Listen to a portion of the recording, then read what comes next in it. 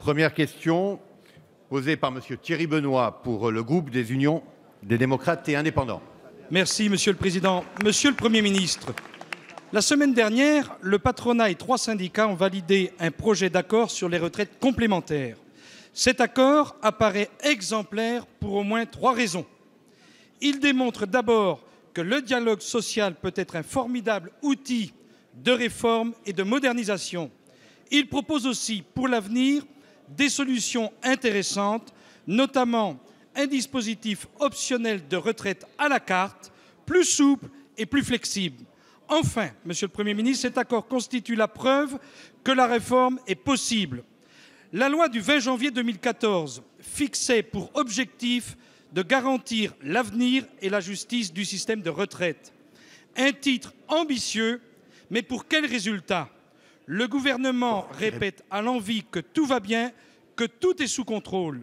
C'est oublier, Monsieur le Premier ministre, les disparités qui persistent entre les retraites du public et du privé, sans compter les régimes spéciaux. On peut continuer ainsi dans le déni et justifier ces inégalités.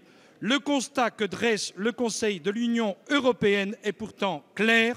Je cite: « Les réformes menées précédemment ne suffiront pas, en particulier le déficit imputable au régime des agents de l'État et des entreprises publiques qui pèse sur le déficit global du système. » Combien de temps, Monsieur le Premier ministre, allons-nous encore accepter d'avoir une politique à 2 vitesses, la réforme pour les uns, le statu quo pour les autres?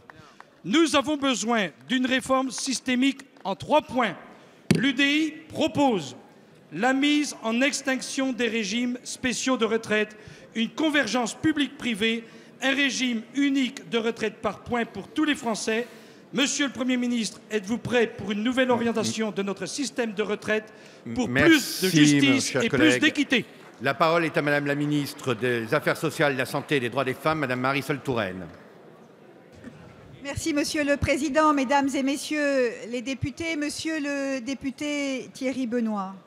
Pourquoi une réforme des retraites était-elle nécessaire? Et pourquoi engage-t-on des réformes des retraites?